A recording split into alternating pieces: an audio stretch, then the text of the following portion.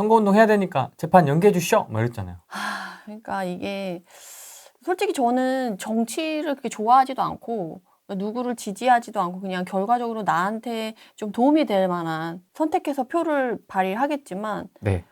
사실 제가 부동산 공부를 시작하고 투자를 하고 이제 문재인 정부를 지나고 윤석열 정부를 지나서 이제 조기 대선의 다음 정권까지 보겠지만 어느 정권이나 다 막 발표를 해. 뭐 뭘 해 주겠다 그러고 뭐 발표를 하고 연말 연초에 막 정책들을 발표하잖아요.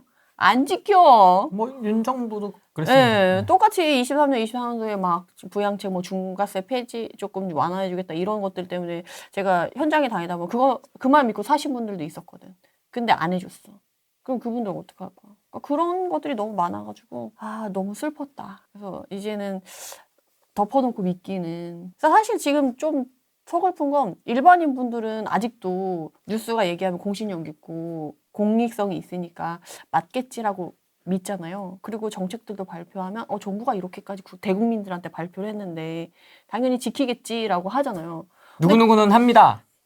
이러니까. 그래서 저도 그거 믿었거든요. 그리고 부동산 공부를 하기 전에는 당연히 그게 맞는 거라고 생각했어요. 공익성이 있고 그만큼 나라를 대표해서 하는 거고 발표를 하면 정책은 그게 국민과의 약속이니까 지켜야 되는 거다라고. 그래서 당연히 지켜질 줄 알았지. 그다음에 그러니까 지켜지는지 팔로우를 안 해서 몰랐지. 그래서 당연히 그런 줄 알고 이제 부동산 공부를 시작하고 했는데 그걸 지켜주겠지 하고 갔는데 이제 안 지켜지는 경우가 많아서 타격을 여러 번 받다 보니까 이게 믿으면 안 되는구나라는 걸 이제 그때 알은 거죠. 요새 사실은 이것저것 강연도 많이 다니면서 그리고 이전에 상담도 많이 하면서 이제 사례가 좀 생각이 나는데 사실 지금 시기에 가장 중요한 건 그건 것 같아요. 본인한테 결국에는 피해가 없어야 되잖아요. 그래서 저는 좀 이것도 너무 슬픈 얘기인데 제가 2017년도에 상담을 되게 많이 했어요. 그 해에만 한 200명 정도 했거든요. 네. 상담을 했는데 그중에 정말 기억나는 그 어머님이 한 분이 계셨어요. 그러니까 부동산 8일 대책 발표하고 나서 정부에서 엄청 얘기했잖아요. 집값 떨어질 거다. 이제 세금 규제할 거고 종합부동산 규제 정책이 나왔기 때문에 이제 집값이 떨어질 거니까 집 사지 말고 대기해라. 그리고 집 있으신 분들도 그거에 대해 준비해라. 라는 식으로 되게 세게 얘기했었어요. 이제 집값 떨어질 거다. 그래서 그 어머님이 전 재산이 그 집 하나였던 거야. 근데 그 자산으로 이제 본인이 노후도 해야 되고 주택연금 받아서 노후도 챙겨야 되고 노후 끝나고 다 뭐 얼마라도 남으면 자식들한테 물려주고 싶잖아요. 그러니까 본인 전 재산이 이 집 하나인데 이 집의 집값이 떨어진다니까 팔은 거지. 실거주는 아니었습니까? 실거주였어. 그러니까 본인이 실거주하면서 그 집 하나에 살고 있는데 그 집이 전 재산인 거예요. 했는데 집값 떨어진다고 하니까 이거라도 지켜야지. 이제 살고 있는 집이지만 집값이 떨어지면 너무 이게 타격이 크다라고 생각을 하신 거지. 그래가지고 그 집을 팔았어요. 그리고 자기가 이제 전세로 갔어. 와, 진짜 있구나. 예, 있었어. 나도. 실거주 한 채를. 실거주 한 채인데. 그래서 아니 거주하시는 건데 투자하는 것도 아니고 그런데 왜 이사를 가셨냐 했더니 자기는 이거 하나밖에 없어서 이거를 꼭 지키고 싶었다. 그렇게 얘기를 하시더라고요. 그래가지고 3개월 지나고 나서 어떻게 됐어? 서울은 다시 폭등했잖아요. 개떡상을 했죠. 그래서 3억이 오른 거야, 그 집이. 팔고 나서 전세를 살고 있는데 본인이 판 가격보다 3억이 올랐어. 그 집을 다시 못 들어가는 거지. 그래서 그분이 눈물을 오셔가지고 상담하면서 눈물을 정말 되게 많이 흘리시면서 자식들한테 너무 모진 소리도 많이 들은 거지. 왜 굳이 엄마는 이제 나이 들어가지고 본인 살 집 그거 하나인데 그거 팔아가지고 이제 본인 집에 들어가지도 못하게 됐잖아요. 그러니까 자식들도 너무 속상한 거지.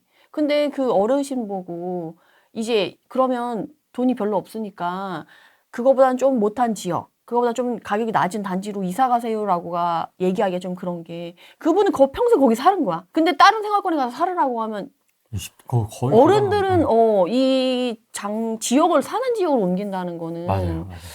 쉽지 않아서 그러니까 그런 여러적인 전반적인 것들이 다 몰아닥친 거지. 그래서 그분은 화병이 나셔가지고 가슴이 이제 억장이 무너지니까 밤에 자다가도 정말 벌떡벌떡 일어나고 잠을 못 자시고 하는 분인데 물론 그런 분이 너무 많았지만 그분은 진짜 너무 절절하게 얘기를 하셨어가지고 그때 상담했던 그분이 너무 기억에 남아요. 생생하게 아직도. 8월 2일 이후에. 네, 8월 8일 대책 발표하고 나서 이제 집값 떨어질 거다 하니까 본인 집을 파신 거지.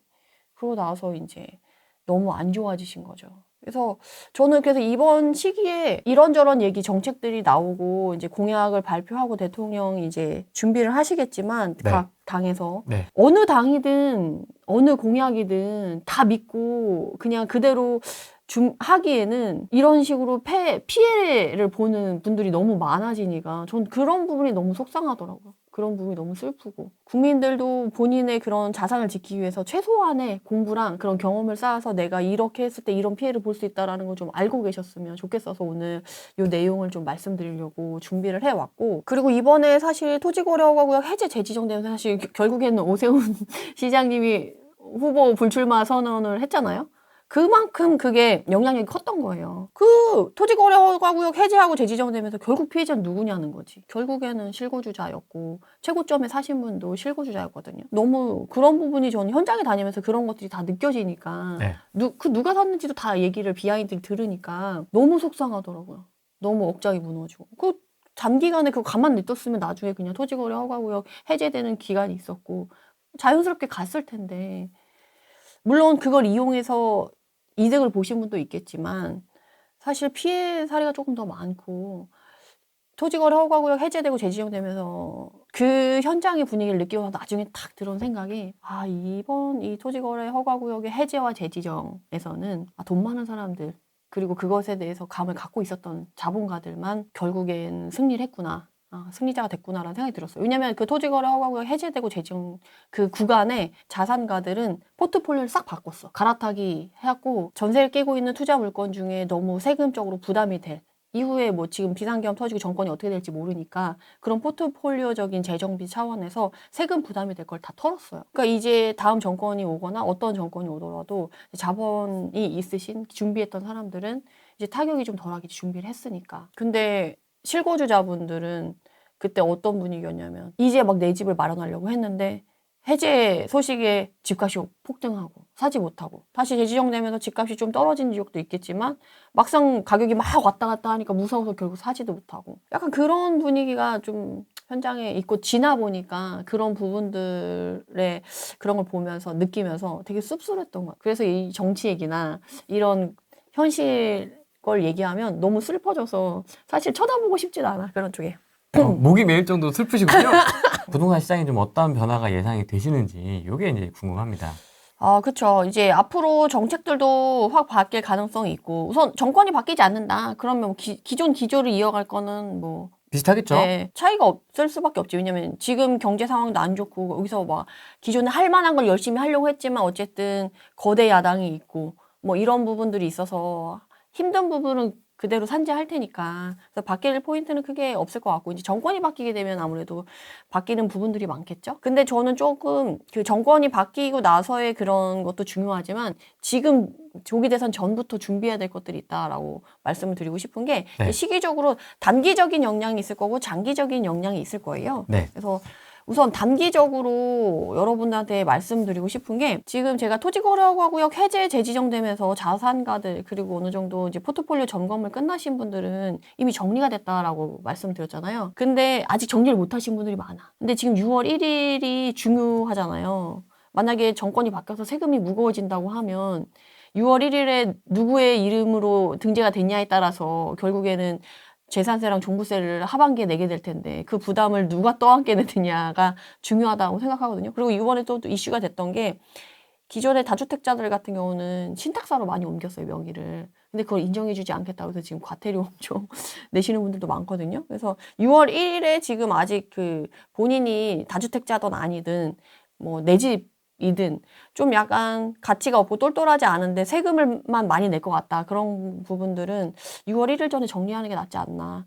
전 조심스럽게 좀 말씀을 드리고 싶고 네. 그럼에도 불구하고 핵심 지역이라던가 뭐 서울의 탑10 지역 그리고 뭐 경기도권에서도 서울과 시장 흐름을 같이 하는 뭐 과천 성남 뭐 이런 좋은 지역들에 있는 거기에 관심을 갖고 내 집 마련 하시려고 하시는 분들은 지금 7월에 스트레스성 DSR 3단계 시행되잖아요. 이제 그거는 진행이 될 가능성이 높고 만약 정권이 되면 오히려 더 땡기자고 할 수도 있죠. 그래서 대출 한도가 줄어드는 부분이 있어가지고 그거를 조금 챙기시면 좋을 것 같아요.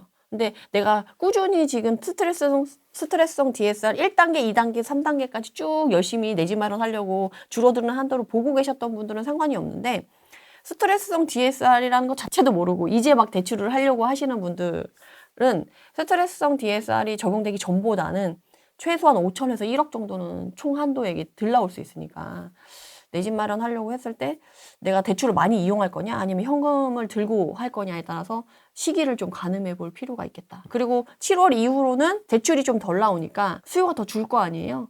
그래서 이제 팔려고 하시는 분들은 사줄 사람이 돈이 없어서 못 사는 경우가 많죠. 사실 최근에 저도 집을 내놓은 것들이 있었거든요. 근데 대출이 안 돼가지고 계약이 파기된 건이 있어요. 그러니까 대출을 되게 잘 알아봐야 된다. 그래서 지금 촘촘하게 해야 되는데 사실 지금 현장에는 어떤 분위기냐면 스트레스성 DSR 3단계 진행 때문에 대출 총액이 줄어든다. 이제 집 못 산다. 막 이런 게 지금 만연해 있잖아요. 그러다 보니까 현장에서는 이걸 거래를 해야 되고 어떻게든 이 물건을 팔아야 되는 시행사들이나 이런 분양을 해야 되는 그런 사람들이 또 있잖아요. 반대의 입장에 있는 사람들. 그런 사람들도 열심히 작업하고 있는 게 뭐냐면 3단계 적용이 돼도 그렇게 많이 안 줄어.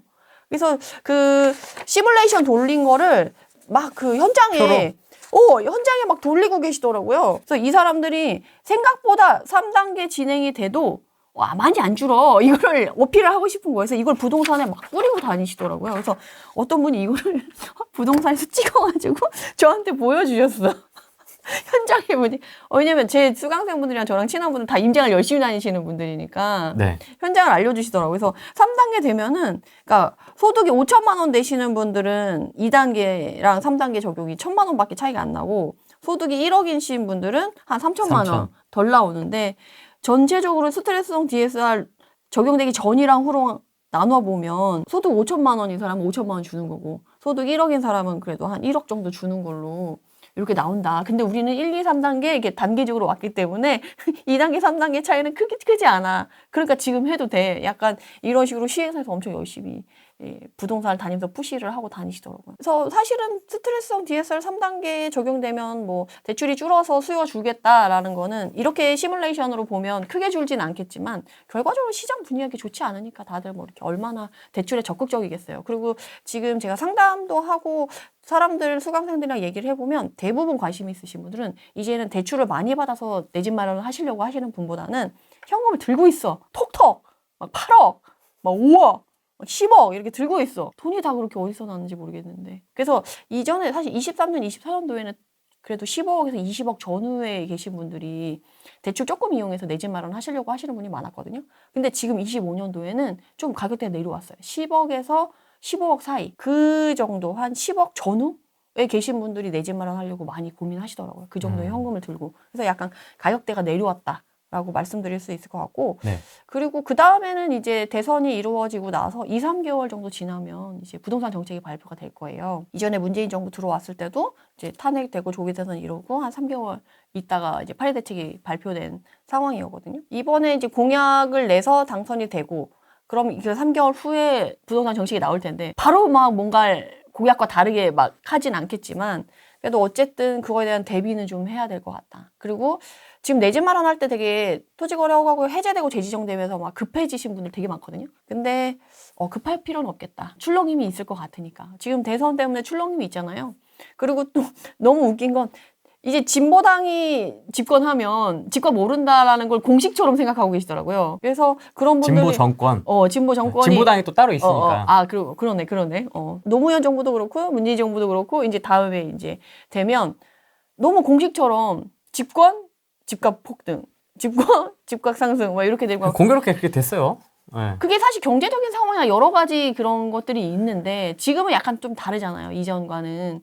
그럼에도 불구하고 이제 사람들이 이렇게 사실 정치에 그렇게 관심 없거든요. 뭐 어떤 그 상환경이 어때서 그런 건 상관없고 그냥 누가 집권했는데 결과적으로 봤더니 그냥 집값이 올랐더라. 그냥 심플하게 그것만 생각을 하시더라고요. 그래서 이후에도 그렇게 되면 그렇게 되지 않겠냐라고 해서 내 집 마련에 대해서 되게 조급하게 생각하시는 분이 많더라고요. 생각보다. 만약에 또 진보당이 집권을 하게 되면 좌파. 진보 쪽에서 집권을 하게 되면 어쨌든 집값이 오를 텐데 그럼 내가 내 집 마련하려고 했는데 내가 봤던 집이 오르면 어떡하냐. 그거에 대한 불안감을 생각보다 많이 느끼고 계시더라고요. 그리고 맞습니다. 많은 유튜버들이 또 그런 걸 많이 얘기해. 그래서 저는 보면서 이거 불안을 조장하는 분위기가 있어서 이제 그 조회수를 끌어올리려고 뭐 그렇게 하시는 것도 있겠지만 프랭이 TV 저격. 그런 건가요? 그래서 약간 그 불안을 조장하는 분위기도 좀 있는 것 같아서 조금 보시는 분들은 좀 되게 제가 불안도가 높은 사람이니까 그런 사람들을 너무 이해가 돼요. 너무 불안하실 수 있어. 근데 딱 얘기를 하자면 출렁임이 없을 수 없거든요. 당연히 있을 거야. 그리고 그때 급한 사람도 있을 거기 때문에 지금 최고점에 내가 찍어주는 건 전 그게 더 리스크 있다고 생각하거든요. 지금 그 최고점에서 지금 가격 안 내려오고 있잖아요. 지금 그거 추격 매수 하실 필요는 저는 없다고 생각해. 출렁임이 있을 거고 뭐 이따가 세종 얘기도 하겠지만 지금 이렇게 이슈를 받는다고 해서 그게 정말 끝까지 천년만년 가기는 또 쉽지 않고 우리 뭐 그건 이따 얘기할 거고 어쨌든 지금 그 내 집 마련 생각하시는 분도 급하게 가실 필요 없다. 좀 확인하고 출렁임 보면서 사실 내 집 마련 하시려고 하시는 분은 정권이나 뭐 이런 거 정책이나 크게 상관없이 결국에는 내가 관심 있고 사고 싶은 집을 언제 얼마나 싸게 내가 살 수 있느냐가 관건이잖아요. 결국에는 본인이 관심 있는데 모니터링이 제일 중요한 것 같긴 해요. 뭐 정치적인 이슈나 뭐 다른 이슈 때문에 출렁거려. 그럼 출렁거릴 때 내가 싸게 가져오면 적어도 내가 계약하고 잔금 치르는 사이에 집값이 그래도 좀 올라 있어서 짜릿한 그런 기분은 또 느끼실 수 있을 것 같아가지고 차라리 지금 그거 출렁임을 이용해서 내 집 마련하는 게 오히려 기회이지 않을까. 저는 오히려 이렇게 말씀드리고 싶어요.